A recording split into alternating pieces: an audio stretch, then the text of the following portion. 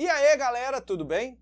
Você já deve ter observado na natureza que parece que é uma eterna competição, né? Um perde-ganha, um esconde-esconde. Já observou que alguns animais, eles se alimentam de outros animais? Existem os famosos animais mais fortes, os predadores, existem as presas que são vistas como os animais mais frágeis. Também existem aqueles animais que não se alimentam de outros animais e se alimentam de vegetais.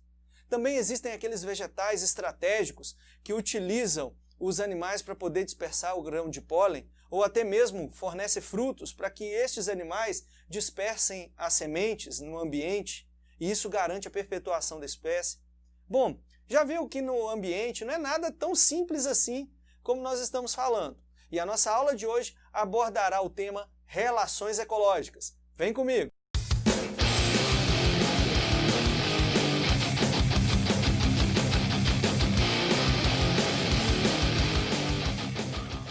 As relações ecológicas entre os seres vivos podem ser classificadas como intraespecífica, que são aquelas estabelecidas entre indivíduos de uma mesma espécie, ou interespecíficas, estabelecidas entre seres de espécies distintas. Nestes dois tipos de relações, ainda podemos classificá-las em harmônicas ou harmoniosas, que não há prejuízo para nenhum dos seres envolvidos, ou desarmônica, desarmoniosas, quando há prejuízo pelo menos a um dos seres envolvidos. Para facilitar a sua vida, eu vou disponibilizar já de imediato um esqueminha que eu fiz com carinho para vocês que vocês tenham uma organização sobre tudo a respeito de relações ecológicas. Então prepare-se para tirar o print. No meu comando, 3, 2, 1, print! Vamos começar então o detalhamento das relações ecológicas, começando pelas relações ecológicas intraespecíficas harmoniosas. Nossa primeira relação ecológica será as colônias. As colônias são associações de indivíduos da mesma espécie que podem viver juntos, ligados anatomicamente, onde gera uma única estrutura. E nessa única estrutura pode ou não haver divisão de trabalho. E existem dois tipos de colônia. A primeira, nome mais popular que nós temos, é isomorfas, ou também conhecida como homomorfas ou homotípicas. Nesse tipo de colônia, os indivíduos possuem exata a mesma estrutura morfológica e exercem a mesma função. É o tipo mais comum de colônias que nós encontramos na natureza. Neste caso, para exemplificar, podemos utilizar as bactérias do grupo Coccus, também podemos utilizar os corais, que formam aquele grande organismo, e também as cracas. Por outro lado, nós temos também o tipo de colônia chamada heteromorfa, ou heterotípicas. Isso vai variar do autor que você está estudando. Nesse tipo de colônia, os indivíduos possuem morfologias diferentes e também exercem funções diferentes. Isso tudo pelo bem-estar da colônia. É o clássico exemplo da caravela portuguesa. Todo mundo pensa que é um organismo só que na realidade cada estrutura ali que desempenha um papel é um tipo de ser vivo da mesma espécie. Tranquilo? Agora, um outro tipo de relação ecológica também interessante de se falar é a sociedade. Olha só, saímos de colônia e agora vamos entrar em sociedade. Nesse tipo de relação ecológica, nós temos um modo cooperativo de relação entre os seres viventes ali naquela sociedade. Quero deixar claro que eles não estão ligados anatomicamente. Já pensou na nossa sociedade estarmos ligados a outra pessoa anatomicamente? É um pouquinho difícil, né? Mas na sociedade também, no meio ambiente, os indivíduos não estão ligados anatomicamente, mas eles exercem trabalhos por divisão de tarefas. É o clássico exemplo da abelha, no caso da colmeia, o formigueiro, o cupinzeiro, deixa eu ver se eu lembro aqui outro, vespeiro e por aí vai. Em sociedade, é normal a existência de castas. Castas, para quem não sabe, são as classes sociais entre os indivíduos integrantes ali da sociedade. Por exemplo, em uma colmeia, nós temos a rainha. A rainha ela tem a tarefa de manter a ordem da sociedade e também uma função de reprodução, garantir que a sociedade ali sempre vai estar fluindo. Nós temos as operárias que podem estar alimentando outros indivíduos da sociedade, bem como também está auxiliando na defesa da colmeia. E nós temos ainda o zangão. O zangão é o macho e a função do zangão é a função reprodutiva. Repararam que dentro dessa sociedade os indivíduos eles realizam tarefas diferentes? Como em toda relação nem tudo são flores, falaremos agora das relações intraespecíficas desarmônicas. A primeira delas é o canibalismo. O canibalismo é uma relação ecológica onde um ser vivo literalmente mata o outro da mesma espécie e se alimenta dele.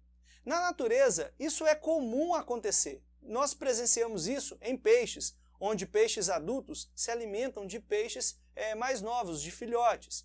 Também nós presenciamos isso nos insetos. O louva-a-Deus é um exemplo clássico também.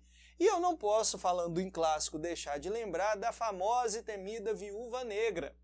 Num processo reprodutivo, a viúva negra acaba matando o macho e se alimenta dele também após a cópula. Claro que há casos que o canibalismo acontece motivado pela ausência de alimentos em uma população elevada. Experimentos mostraram que camundongos, todos eles confinados, ou seja, camundongos, tudo da mesma espécie, eles confinados e com baixa disponibilidade de alimentos, eles começaram a comer uns aos outros. Então eles matavam e comiam. Tá joia? Este é o canibalismo. Agora nós temos uma outra relação que é a competição.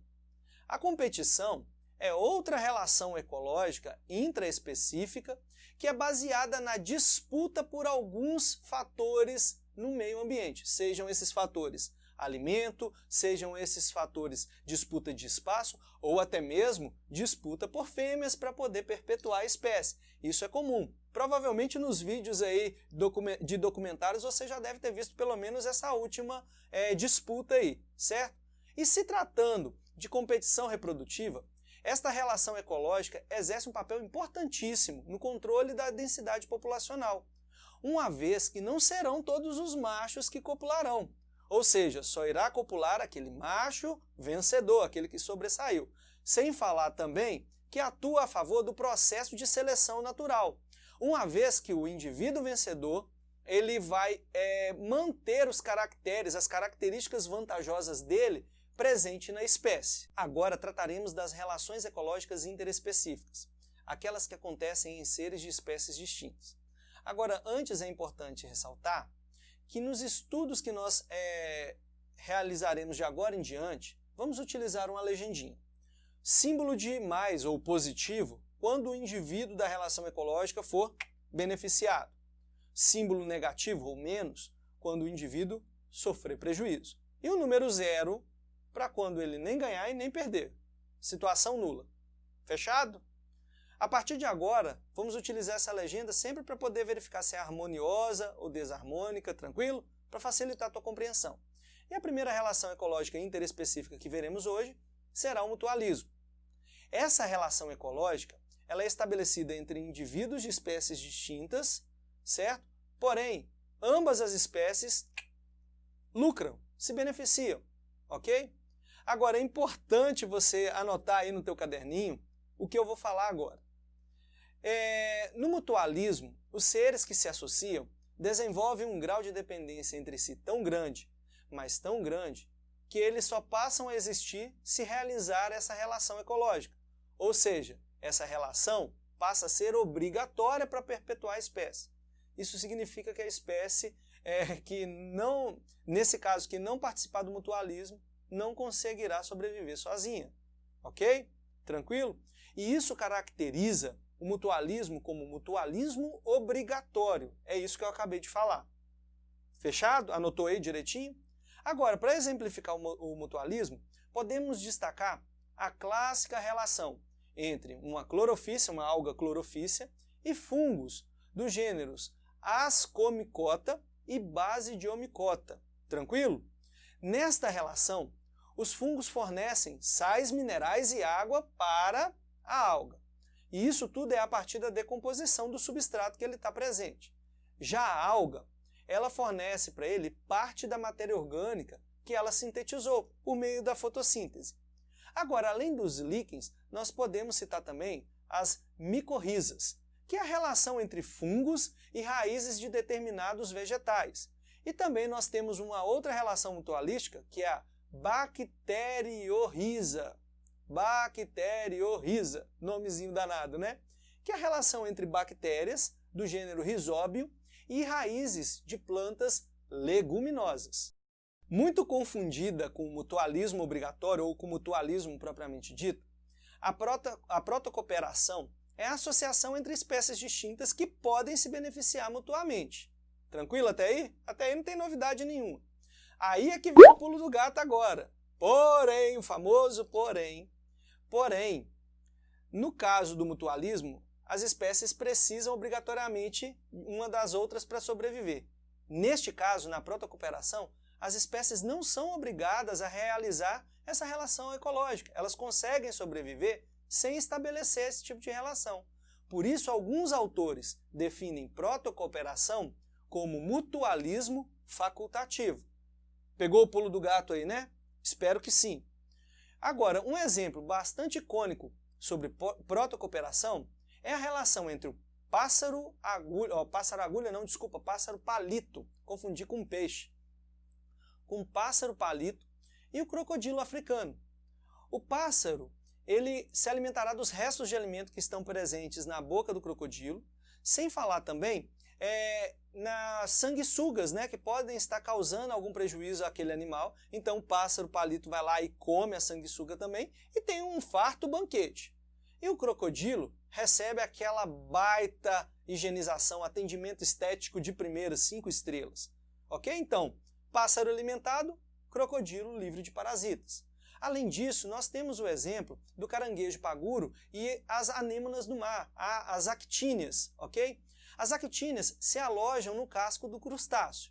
E junto dele, o crustáceo vai andando, né? As actíneas vão se deslocando e capturando seus alimentos. Agora, para o crustáceo, as actíneas fornecem vamos dizer assim, um grau de defesa maior além da carapaça, né? Porque ela tem tentáculos que são urticantes. E isso evita com que predadores tentem investidas ali no caranguejo. Tranquilo? Agora, um outro exemplo também de protocooperação, nós podemos falar dos anus.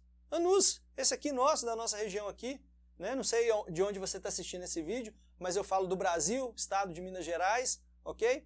Os anus são pássaros que se alimentam de carrapatos que estão presos no gado. Então ele retira o ectoparasita, se alimenta e o gado fica sem aquele ectoparasita enchendo o saco dele ali.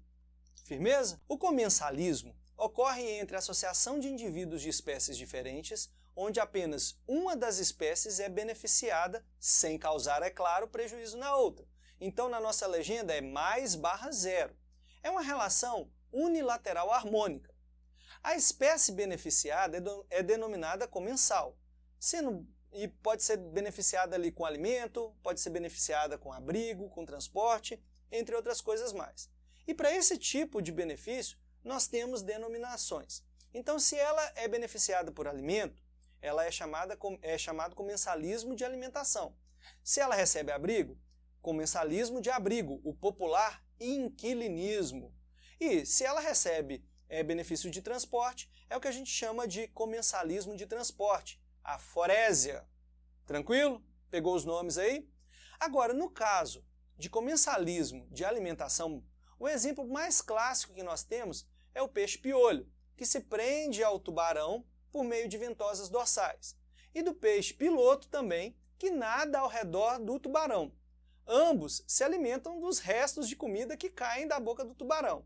Então lembre-se que o peixe-piolho fica pregadinho ali e o peixe-piloto vem acompanhando. E no caso do peixe-piolho, ele também representa um exemplo de forésia. Porque uma vez que ele está pregado ali com as suas ventosas no tubarão, ele pega carona com o tubarão durante todo o percurso, sem fazer muito esforço. Agora, a relação de inquilinismo é um clássico exemplo encontrado entre o peixe-agulha, agora sim peixe-agulha, né? Entre o peixe-agulha, que se abriga no interior do pepino do mar. Há também o exemplo de orquídeas e bromélias que são inquilinas em outros vegetais, especificamente em troncos. Elas procuram regiões mais altas para poder ter uma busca melhor entre a incidência solar e ter uma fotossíntese bacana. Agora, no caso das bromélias, o inquilinismo ele pode ser chamado de epifitismo, ou seja, a planta fica alojada em outra planta, ok? E a planta que realiza esse tipo de inquilinismo é chamada de planta epífita. Agora trataremos das relações ecológicas interespecíficas desarmônicas. E você está antenado aí, sabe muito bem de que, desarmônica, uma das espécies será prejudicada. Nós começaremos então nosso estudo falando sobre o predatismo. O predatismo é caracterizado pela morte de uma das espécies envolvidas, e essa espécie será utilizada como fonte de alimento para a outra, a beneficiada. Então, os indivíduos beneficiados nós denominaremos como predadores. Já os indivíduos prejudicados, mortos no caso, serão denominados como presas. E se nós analisarmos esta relação sobre um olhar natural, ou seja, o que eu quero dizer é que não tem a presença humana nesse exemplo que eu vou dar agora, o predatismo exerce importante papel em estabelecer um equilíbrio ecológico populacional. Ou seja, desta forma, as duas espécies não desaparecerão, entrarão em extinção e também não haverá superpopulação. Haverá sempre um equilíbrio. Existirá as duas espécies, mas nem em excesso e nem em escassez. Neste exemplo, onde um animal se alimenta do outro, nós denominamos que os animais são carnívoros. Beleza? Agora, vamos olhar por outro panorama. Quando há intervenção humana, neste caso nós temos um forte impacto ambiental que resultará em um desequilíbrio ecológico. O ser humano, ao caçar, ele vai, ao caçar indiscriminadamente, ele vai resultar na diminuição de predadores e em uma condição também resultará superpopulação de presas. Então haverá desequilíbrio. Lembrando que as presas, vamos pensar que são herbívoras, por exemplo, elas vão consumir um volume maior de recursos naturais porque não tem ninguém que regula sua população. E isso colocará o ambiente em colapso. No parasitismo, uma espécie vive às custas de outra espécie, retirando delas substâncias essenciais para sua sobrevivência. Consequentemente, é do seu hospedeiro também. E o hospedeiro é o que nós temos como indivíduo prejudicado. Neste caso, o ser beneficiado vai receber o nome de parasita. O hospedeiro ele faz o papel de hábitat e também o papel de fonte de alimento para o parasita. E é importante destacar que o sucesso do parasita se dá no menor dano possível que ele causa ao hospedeiro. A morte do hospedeiro não é algo positivo para o parasita. Por quê? Ele vai perder a sua principal fonte de alimento e o seu hábitat. Porém, o que nós enxergamos muitas vezes é que de fato acontece a morte. Engraçado, trágico, mas engraçado no sentido da ironia aí do parasita. E claro que a gente pode olhar o parasita de um ponto de vista ecológico. Sabe por quê? Ele pode exercer papel fundamental no controle populacional, uma vez que ele torna o hospedeiro suscetível a doenças e isso reduz o tempo de vida dele, levando à morte. E, claro, vai deixar prevalecer os indivíduos melhor adaptados à sua presença. Agora, podemos também classificar os parasitas conforme o seu tamanho. Nós temos os microparasitas, que são aqueles parasitas microscópicos. Nós temos ali, no caso, os vírus, nós temos bactérias, nós temos alguns protozoários como exemplo. E, por outro lado, nós temos os macroparasitas, que são aqueles vistos a olho nu, são visíveis a olho nu. Nós temos o piolho, nós temos a lombriga, nós temos a solitária, nós temos o carrapato, por exemplo, entre outros mais. Agora, nós também podemos classificar os parasitas conforme o local que ele hospedará. Então, temos os ectoparasitas, que são aqueles encontrados do lado de fora do hospedeiro, na pele, na unha, no couro, etc. Pode ser até no cabelo, no caso.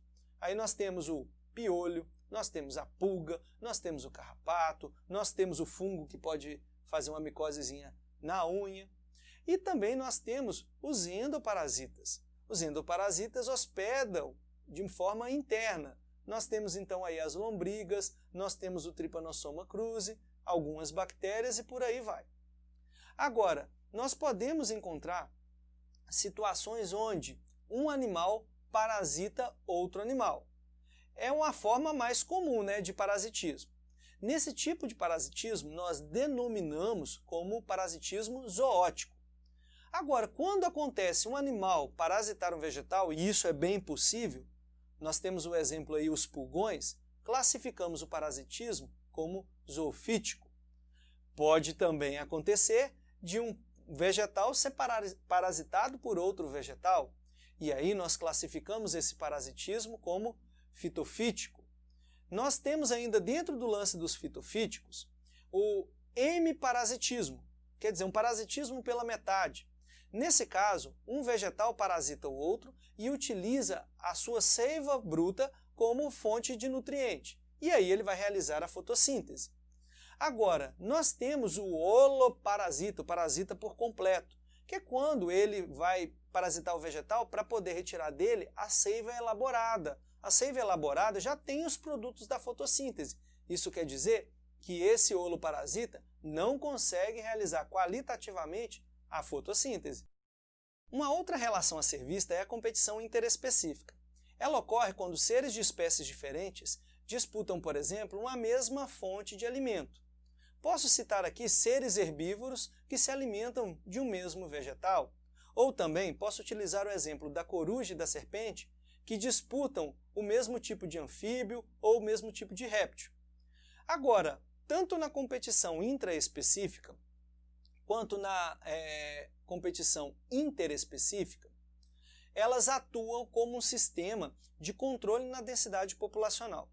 Porém, na competição interespecífica, nós temos ainda aparecendo aí para nós um fator de seleção natural, levando à manutenção de espécie com características mais vantajosas sobre as menos adaptadas. As mais vantajosas vão sobreviver.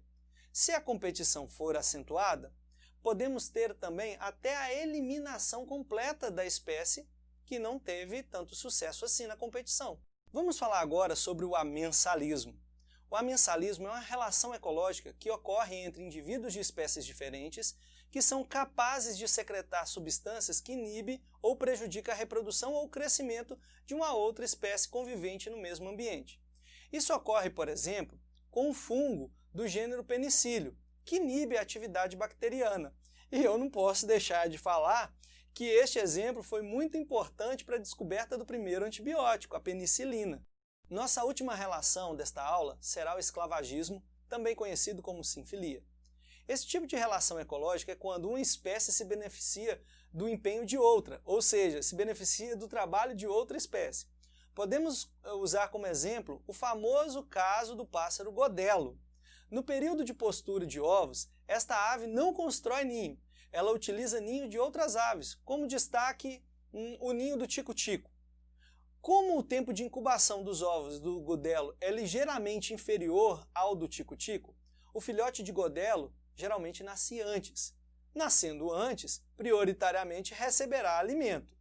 E pelo seu tamanho maior, quando os outros filhotes de tico-tico nascerem, ele joga esses filhotes, às vezes, para fora do ninho, ou pelo tamanho ele recebe, na disputa de alimentos ali, de atenção dos pais, ele recebe alimento também, prioritariamente, e isso garante menor concorrência e apresenta maior probabilidade de sobrevivência. Meus amigos, eu espero que vocês tenham compreendido perfeitamente essa aula sobre relações ecológicas, a importância dela. Ela tem incidência no Enem. E também eu não posso deixar de fazer os pedidos básicos, né? Se inscreva no meu canal, vá no Instagram Prof. Gleidson, ative o sininho, deixe o seu comentário, sua sugestão e, claro, nos veremos na próxima aula. Até lá!